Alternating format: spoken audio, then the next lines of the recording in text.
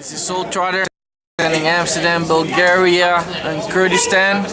You know how we do. Global. How I got introduced to b-boying is through my old squad called the Bone Breakers, or Spy Posse, or Outlaw Posse. We started rapping at the age of 14, and we performed at different high schools in Bussen, Almere, Muidenberg, and you know, that was like 17 years ago. From there on, we were always looking for the new thing, what's going on. So we got into breaking. Somebody brought a breaking video in, and we were like, oh shit, can you do that stuff on the ground? And we were like, oh shit, let's try it out. Okay. So all of us, like a group of 5-6 people, basically started experimenting on the ground. And we had a downstairs neighbor who was old and deaf, so we could do everything we want in the middle of the night, and that's how we started. And at the end of the day, I was the only one who kept on going and looking for, you know, people who were breaking in Amsterdam and people who were breaking in the USA and in the UK and in Bulgaria, and you know, I was trying to search who was getting down seriously and seek knowledge and you know and gain experience and rock.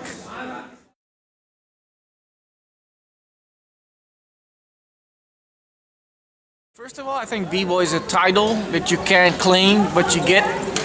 You know what I mean? It's a title that people give to you, you know? So at the end of the day, if you call yourself a b-boy and you're just breaking or breakdancing, you can't call yourself a b-boy. You know, you should get that title from people who came before you, from the fact that you earn it, from the fact that you know what's up. And everybody in Holland knows me because of my acting and filmmaking. But what they don't know is that I've been getting down in clubs for the last 12 to 14 years. And that's how I got started. I mean, I was one of the most popular actors in Holland. And at the end of the day, that wasn't the most important thing to me. I just wanted to, you know, develop as a person and as a human being. And I sought to do that through the art of b-boying and spread positivity. And that's when I basically started jamming at high society parties while I couldn't do stuff. But hey, at least I was dancing and networking with my glass of champagne and mingling. So, and I was spreading the party and the good vibe, and that's how I grew up, and that's still what I'm trying to spread. And what I've done from then on is travel the world, seek for knowledge, like from pioneers like you know, Storm, Mauricio, Swift Rock, Pole One, whole Style Element Squad, Rocksteady, you know, and everybody whom I can learn from, and that's what I've been passing on through my local scene and through the jams I've organized called Rock Your Soul Session, where everybody, you know, is trying to be the most famous b-boy nowadays. They kind of lose touch with the essence of having a good time and partying and getting down and feeling the music, interacting with each other through the art of body. No, what I notice is more of a lifestyle than of perception of going to practice in a room and go breakdancing. I pack my bag and yeah, it's Wednesday evening, so I go to the practice spot and we go breakdancing. No, you know, it's a part of culture. It's a part of life. It's a part of being. You go to a party, you go to a park jam, you go like, oh, what's going on?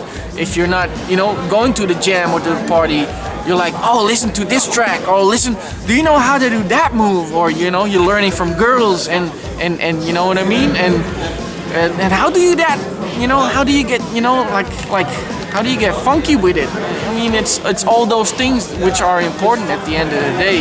You know, I also made a lot of promos for a lot of crews here, and in Europe I documented a lot of stuff and tried to share it with the people around me, and yeah, that's what we're here for today, to celebrate that 5-year anniversary of Soultrotter production.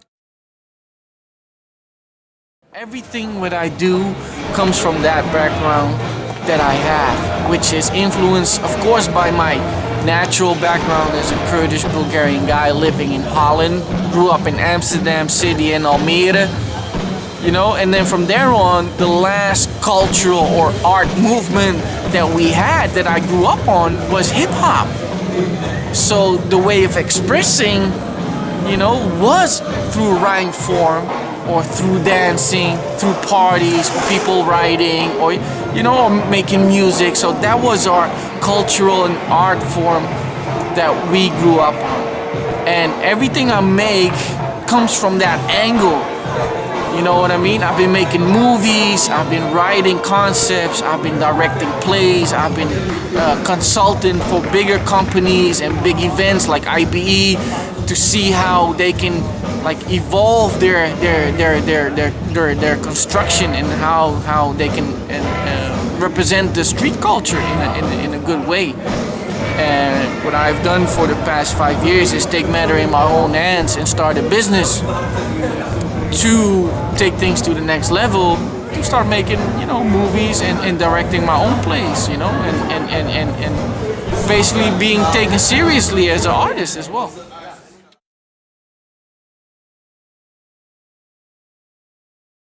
I'm half Bulgarian, half Kurdish. I lived in Holland, totally influenced by the Asian culture as well. I've been, you know, and Taoism. So people should not forget that Bulgarians actually descend from like a Middle Eastern folk, and the Kurdish people are one of the most oldest tribes in the Middle East, which is actually like Central Asia. So you know, at the end of the day, you should know your history. So of course, all those elements are a part of me, which I express in my being. And it's not that direct, but hey, you know, there's only like one me. I'm one of a kind. Who the hell is half Bulgarian and half Kurdish? I haven't met anybody else. I'm original, baby. Can't get more original. You know, if you live in a culture like Bulgaria, Kurdistan, where the American culture just came in, everything is new. People are hungry. People don't have anything or just come from a war situation. So, you know, you gotta realize that we in the West right now, or in Amsterdam, we are spoiled, you know? So, if you look at those guys are hungry. That's why those guys are gonna be beasts, you know what I mean? And it's not about taking or adapting an American culture, like breaking, but it's about breaking, making them discover who they are as a person, you know? That's what helps them the most at the end of the day. So that's why I love going to countries like that. I haven't been to Bulgaria for the last 2 years right now. And I haven't been to Kurdistan for the last 10 years because of all the situations that have been going on there.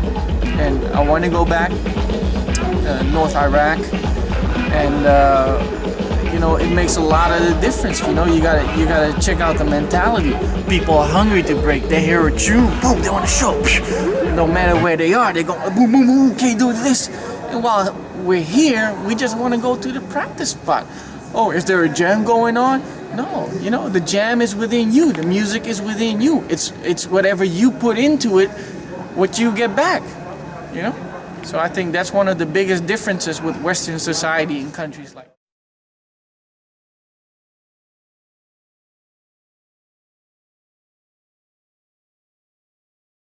And true art form comes from those who have nothing and create something.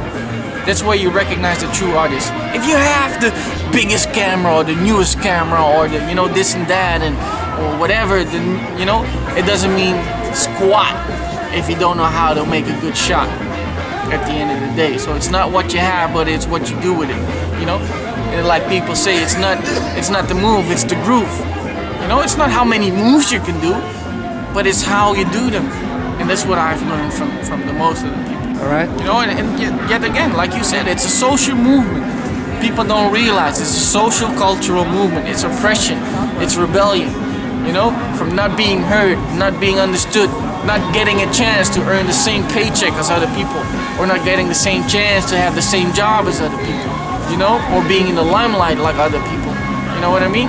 So it's all that. So you know, when people feel frustrated, they gotta express in a way And I think b-boying was the perfect form for that.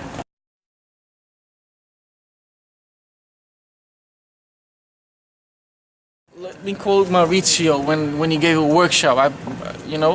He said one thing, and it was, the more you get into the music, the more reality it becomes, and the more you express yourself. It couldn't be more essential than that. So music is the key to everything. Listen to music, study the music, realize what they're saying, what the messages are behind the music. If you're feeling down, damn, there's a love songs. There's tons of love songs that go over about breakups, and if it makes you rock, go rock. If it's about having a bad day, shit, you can be rich, poor, whatever. Everybody has a bad day, but at the end of the day, it's about music, expression, and dance.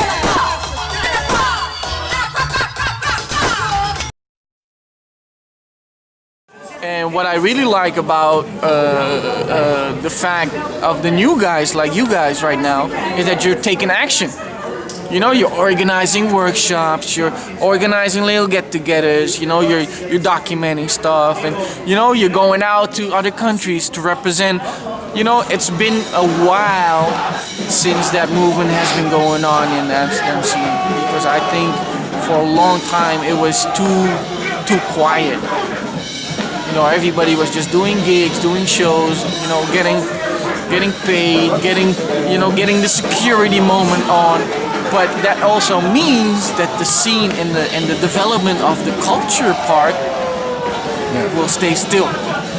So I like the fact that the new guys are taking action, and I don't like to compare, but the only thing I can say is it's a way of life, at the end of the day. Like today, you can see that my intention is to bring people together, to share their art forms, and at the same time, share something else besides b-boying, but share the culture part, Because if the music's right, you go dancing. If the music is like, okay, let's chill, you go chill, watch Benjamin draw his drawing, you know what I mean? Then you watch the visuals on screen, and at the same time, you just have a conversation like, oh, what moves you? What moves you? How can we grow? I just do what other people gave to me, So I'm actually a manifestation of the people that taught me something, you know what I mean? And that's all I can be. So what I'm giving you guys or sharing with other people is the things that I have experienced in my life and people have shown me. Because I think everybody's growing old. And if you keep things with yourself, it will never spread out, and it will never evolve. You know what I mean? And that's what I've learned. So the whole each one teach one philosophy that I believe in that, and keeping things for yourself is gonna grow, is gonna make you grow for the moment, but at the end of the day, everything comes to an end.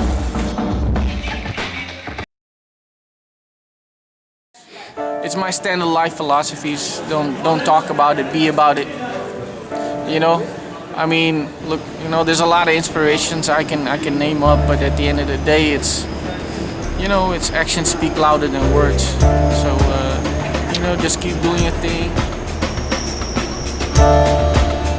Shout out to the Beat Bastards, the whole Amsterdam squad. Turn it loose, just for fun. Skill dealers, soul warriors, whoever kept it down. Shout out to everybody who's been supporting me for the last 15 years doing my thing. We're here at the anniversary. Thank you for coming out. Keep on creating, keep on building.